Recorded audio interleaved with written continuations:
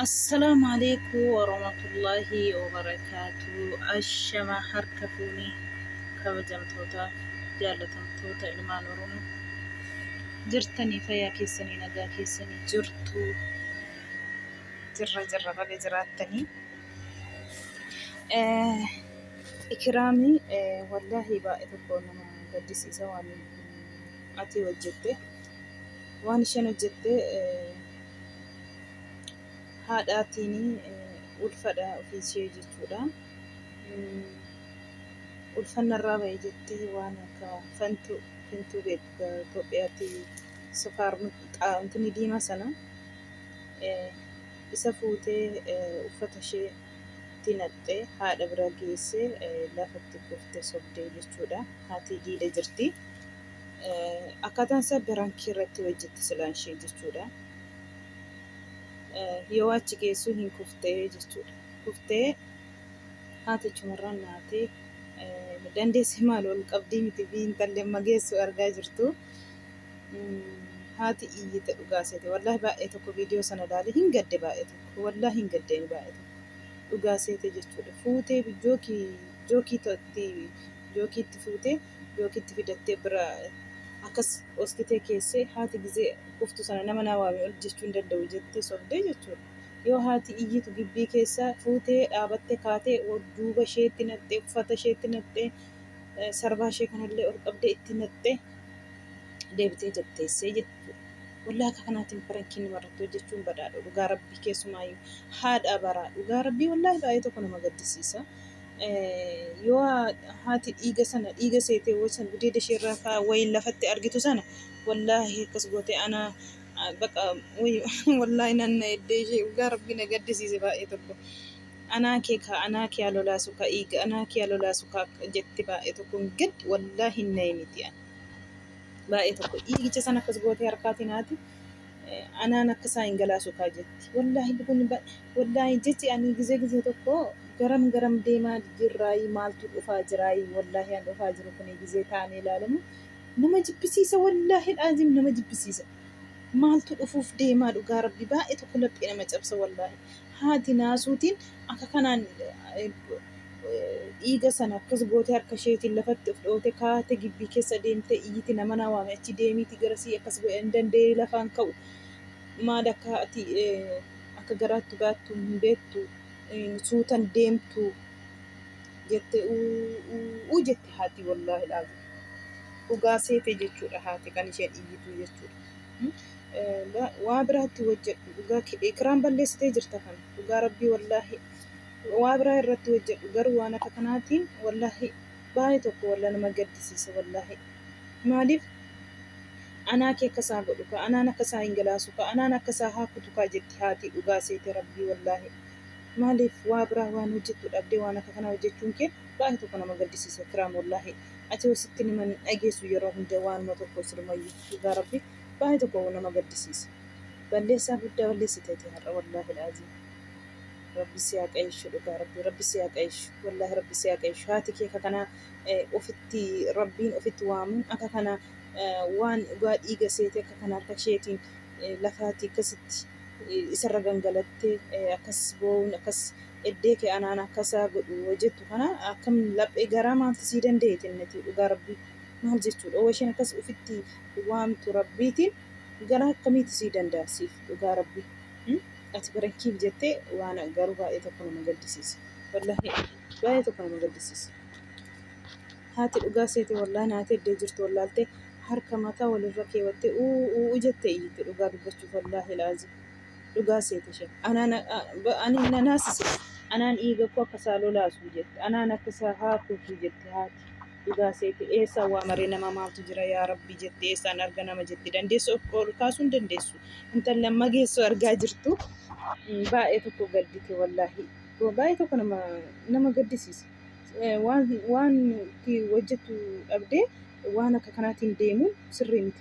Amma waan hawwite kana rabbi yoo dhugaa sii taasisee dhugaa rabbii wallaahi laazim gizee tokko waan hojjetan kana jireenya ofiitti mana ofiitti waan hin jirre kana gizee akkasii jedhanii hojjetan anna sodaachisa. Maaliif jeseetan beektani waan ani hawwee hojjedhe sana yoo rabbiin dhugaa taasisee waama fakkeenyaaf amma narraa bahee jette isheen kufe akka nama kufee mucaan irraa baateetti ani isheen akkas gootee bishaan sana ofitti naqxee jechuudha.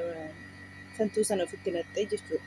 Yoo rabbiin amma ka'ee dhugaa godhe yoo maaliif ifaa jireenya ofiifaatti maaliif akkas taphatama dhugaa rabbii jireenya ofiitti moo jireenya ofiitti dhugaa rabbii nama gaddisiisa. Waan irratti waraabamee waan irratti hojjedhu dhabameetiin jireenya ofii irratti yeroo hunda akkas camallaqamanii dhugaa rabbii namoonni baay'een. Wallahi yoo rabbiin amma sii katabee akkasii akkati hawwite kana yoo rabbi sii taasisee akkam gootama fakkeenyaaf ati hawwii kana hawwitee haadha kee kana naasisuun kee naasumti haadha keeyyuu dhugaa rabbi yoo gajjettee sinna siraatan dhiifata lukatti kuftee malee wallahi naasu isheen har'anaate nama gaddisiisa haati ishee jechuudha. Wallahi haati ishee hafootu naa jenna hafootu sii jedheerattee fiidde boodarra dhugaa rabbi nama gaddisiisa. Sirriitti haadha kee hafootu gaafadhu. Hafootu jechisiisa gadi jedhi lukatti gadi gufiiti. Haati kee naasuu keessaa wallaahi uu jettee iyyite lafatti of gangalatte lafarra gangalatte jechuudha. Dhugaa rabbi nama gaddisiisa waan isheen hojjette wallaahi. Boodarra wabartu yoo ani maaliin kana seera baqa naasuu sana duuteetti yoo booda barankii sirratti hojjedhu jettu sana haati naatee achumaan afaan battee haftee boodarra biraa fiiddee sokkite jechuudha. Boodarra fiiddee isheen immoo hafootu naa jedhi jetti haadha. Hafootu sii jedheerattee biraa fiidde haati. Lapheen cabeera haadha wallaahi. Haati baay'ee tokko lapheen cabeera. Barankii kanaa yeroo maaliif jechi waan hojjetamu dhamnaaniin akka kanaa hojjetanii haadha ofii akkasitti naasisan dhugaa rabbi nama gaddisiisa. Waan hojjetan irratti qallaaliin jira as qallaalii tokko irratti hin hojjettu. Akkamiin ati bultii kee akkamiin har'a kennaa rabbi sii kennetti otoo waasii harkaan ta'in akkas ta'e jettee irratti barankii gootaati. Ani namoota baay'ee ishee bichaa miti gizee ani gizeen akkas ilaalu naasisa wallaahi. Namoota baay'eetu waan kanaan taphata yeroo hunda wallaahi. Maa kan ittiin taphatamu dhibame yoo rabbi ka'ee dhugaa namaa taasisee waan hawwan kana otoo hin ta'in ta'e jedhanii yaadan kana yoo ka'ee rabbiin dhugaa godhe baay'ee nama gaddisiisa. Wallaahi haati ishee akkatti naates akkatti gaddites lapheen ishee cabeera. Yoo barankii irratti hojjedhe jechuu ageessummoo ciruma wallaahi hin gaddite baay'ee tokko jechuudha. Kanaaf haadha kee sirriin goone haadha kee hafootu gaafadhu sirriitti gadi jedhiiti. Hafootu irraa fudhadhu. Garaa haadhaa namatti na'ee nama wayin rabbiinu akkati yaaddee kana sii taasisuu danda'a. Akkati hawwii kana hawwiteetti taphatte kana dhugaa rabbi garaan haadhaa badaadha. Wallahi nama gaddisiista akkuma argitan kan wallahi. Kuftee kun argitu akka isheen achiitti lafaa harkistu kana dandeessee ol fuun dandeessu haatiin talli furdoodha. Gibbii keessa dhugaa rabbii baay'ee tokko viidiyoo sanan argine baay'ee tokko wallaahi hinnaa'e baay'ee tokko dhugaa rabbii. Haati isa jettee mataa walirra mataa isheerra harka keewwattee iyyitu isheen immoo aqiitti nama waami an dandee kaa'an jiru lafaa jettee sobdee waa achi haati gizeerraa fagaattu fuutee fintuu jookiitti nattee ofitti natti gadi gudeeda isheerra gadi homa isheerra gadi wallaahi haati gizee inni akkas kanaa lafarra argitu hinnaate ofii ishee jechuudha. Dhugaa rabbii eddee jirtu wallaaltee lafarra akkas goote harka ishee dhiiga sana. Maa inni kun akkatti garaatti baattu beektu suutattee deemtu eessa koona dhagaa anaan akka wallaahi ani iddee isheen naanna'ee dhugaa rabbii waanuma amma kana ofitti waamtee akka akkas jettu kanatti waanuma amma duuti ani kakkuu sodaadha dhugaa wallaahi waan hundi keessaati akkisi haa godhu akkana naa godhu jechuu kana hin sodaadha dhugaa rabbii. Baay'ee tokko nama gaddisiisa wallaahi. Barankii jettee daangaa darbitee jirti haati immoo baay'ee tokko wallaahi laphee barankii isheen jettullee gaddite wallaahi baay'ee tokko nama gaddisiisa hin gaddite haatillee jechuudha. Isheen dhuguma seete lafaatii ol harkisuuf hin dandeessu itti rarraatiisuma haati dhukkubsattuudha. Baay'ee tokko nama gaddisiisa. Wallaahi waan irratti barankii hojjettu dhabdee gizee kanatti hojjettu ani baay'ee tokko nama gaddisiisa wallaahi. Wallaahi nama jibbisiisa waan nama jibbisiisu bakka. Rabbi si haa qayeeshu wallaahi rabbi si haa qayeeshu abraa waan itti jedhamu hin jiru. Rabbiin si haa qayeeshu haadha kee dhiifatama guddaa gaafadhu qayeeshiiti dhugaa rabbi waan irratti hojjechuu dhabdee waan akka kanaatiin barankii irratti gochuun kee balleessaa guddaadha. Kanaafuu dhiifatama gaafadhu qayeeshiiti dhiifatama gaafadhu dhugaa rabbi si wajjin rakkattee haatu si qaayii galtee wallaahi gizee tokko akka nama maraatii godhatta harka hidha luka si hidhu harka si hidhu dhugaa rabbi nama gaddisiisa wallaahi. Akka nama maraatii kanaa godhatti samuunii kana bakka waan harka hidhanii luka hidhanii bira taa'an qalbiyaa keessaa fuudhamee ta'an hin beeku wallaahi laazim iddee abbaa manaa wajjin wal lolte abbaan manaa gadhiiseetii jechuudha. Dhugaa rabbi sirrii hin jirtu. An nagaadha harka na hiikaa jetti. Yoo harka hiikan immoo ofan ajjeesa jettee walirra fudhattee edda ishanitti hojjesuun fiiddi laga lixuuftee hin beeku. Baay'ee tokko ulfaata wallaahi sammuu kana sirrii hin jiru natti fakkaata. Otoo gara quraana si geessanii sirriitti qaraasisanii sirraa ba'aa wanti sheexaanni sirra jirtu kun hundinuu sirraatti deemti dhugaa rabbii wallaahi. Mana quraana si geessanii otoo sitti qaraasisanii bareedaadha dhugaa rabbii. Mana quraanaa si barbaachisa siitiif sirriitti mana quraana wallaahi geessanii sheexaan akkas si gootu kana sirraatti buusisuudha. Wallaahi sirraa ariisisuudha malee hin taane dubbii wallaahi laazim baay'ee tokko nama fokkisa. Waan fokkisaa lubbuu kon baasaa na arrabse abbaan manaa koo jettee faa barana kana wadaroo fudhatte laga karaatti qabanii deebisanii jechuudha. Eenyuuf lubbuu baasta yakiraaf eenyuuf namaaf hin jiraattu bara. Kan jiraattu mataa kee fi ilmoo kee fi jiraatta yaa habiibti namni si jiraatu hin jiru. Yoo ati miidhamte namni si wajjiniin miidhamu hin jiru. Yoo ati duutes namni si wajjiniin du'u hin jiru. Gaafa guyyaa isaa ga'ee eeggata hundinuu. Dabaree isaa eeggata malee jechuudha. Kanaaf iyyuu rabbi si haa qayeeshu. Sheexaana sirra jirtu akkasi gootu kanallee rabbi sirraa haa kaasu. Wallaahi haadha kee immoo waan har'atti balleessiteettu dhiifama sirriitti gaafadhu. Afootu garaa malee isheenis jalaa fiidde afootu itteema fiidde wallaahi baay'ee tokko laphee cabsitee jirti. Waan akka kanaatiin miti natti birinkee irratti hojjettu keessumaa haadha kee. Dhugaa rabbi nama gaddisiisa wallaahi waan isheen itti birinkee hojjette kun sirrii miti wallaahi.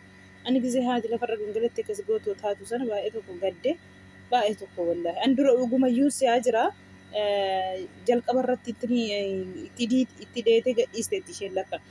Ani booda irra dhaqee waqtii lamaan ga'ee jedhu akka isheen birinkee irratti hojjettu bareedu wallaahi. Duraan dhugama see taa'ee ilaalaa ture dhugaa rabbii. Booda irra gizeen ilaal birinkee irratti hojjetti. Nama jibbisiisa wallaahi waan akka kanaatiin miti naa dhufee irratti birinkee hojjeta. Naasuu naate suniyyuu qallaalii sitti fakkaatiin naasuu isheen har'a naate kun. Wallaahi naasuu haati kee naate kana qaldiitti illee fudhatiin dhugaa rabbii. Dhiifama guddaa gaafadhu gadi jedhi lafarratti kufiiti. Isumaayyuu ana miti jetti. Eenyu sii qofa eenyure ana miti kana akkasitti yaadee obboleettii ishee xiqqootti qabatti. Ani akkas go'i jenne ishee akkas go'i naan jedhi jedhe. Ati sammuu namaatiin hin deemin ikiraam sammuu keetiin hin deemin habiibti. Dhugaa rabbii har'a balleessaa guddaa innati balleessite. Haadha ofii akka kana naasisuun sirrii miti dhugaa rabbii. Waan immoo kanaanis taphattu miti waan ittiin taphattu yoon abdeeti. Yeroo hundaa kana yaa rabbi yaa Allah wallaahi baay'ee tokko nama gaddisiisa. Mucittii wallaahi laazim sammuutti rakkisaa qabatee beeku. Rabbi ishee haa qayeessu dhugaa rabbi nama gaddisiisti wallaahi waan isheen hojjettu jechuudha. Haati wajjiniin gubatte wallaahi barana kanas isheen hojjettu dhugaa rabbi wallaahi laazim. Wayyoo mana gadhiisee bada ofin ajjeesa akkasin taa ani mee jechaan barbaade namni jedhu namaaf bootaa kenna namaaf inni ani of ajjeessuudha ka namni sun yoo nani miidhame na wajjin hin miidhama han miidhamu siidha yaa biibti namni siif hin miidhamu haadha kee hin gubiin dhugaa rabbii ammallee waan hin taanillee haadha kee akka isheen sitti naatu akka isheen lapheen ishee sitti cabu hin godhin dhugaa rabbii balleessaa guddaa balleessite har'a naasuu naatee fiiddee isheen wallattee dhugaa rabbii wallaahi haati bakka jirtu wallaaltee harka hin wallate keessumaayyuu jechuudha naasuu guddina jechuudha maa inni kunii jette dhiigatu jechi akka nama kufeetti isayyuu akka nama kuftee mucaan irraatii baatee itti hojjette dhugaa rabbii baay'ee tokko laphee nama cabsa wallaahi akka kanaa miti akka kanaa walirratti hojjechuun kana haadha kee irratti hojjettamti isa kana dhugaa rabbii haati ofii waan akka kaanii miti waan hunda danda'anii dafanii na'u rakkina ilmoo ofii akka laphee cimaa miti haati ofii habiibti wallaahi balleessaa guddaa balleessite dhugaa rabbii akka kanaatiin taphatii akka kanaas hin jedhin yeroo hunda kana wallaahi waan hin taane innati waraabdu viidiyoo yeroo hunda akka kana baqa qalbii haadha kee cabsi waan hojjette viidiyoo waraabdu yoom dhabdeeti dhugaa rabbii kan si daawwatus yoom dhabde viidiyoo wanumattiitiin namni si daawwatu hojjettus yoom dhabdeeti waan akka kanaa keessan nuti galtu dhugaa. Amma haati akkasii lafarraa naate sun naasuun sun akkam sitti haa ta'u sitti maal sitti fakkaata naasuu isheen qallaalii sitti naate amma wallaahi Hafootu gosa rabbi si haa qayeeshu. Hafootu jedhi lukatti gadi kufiiti. Dhugaa rabbi.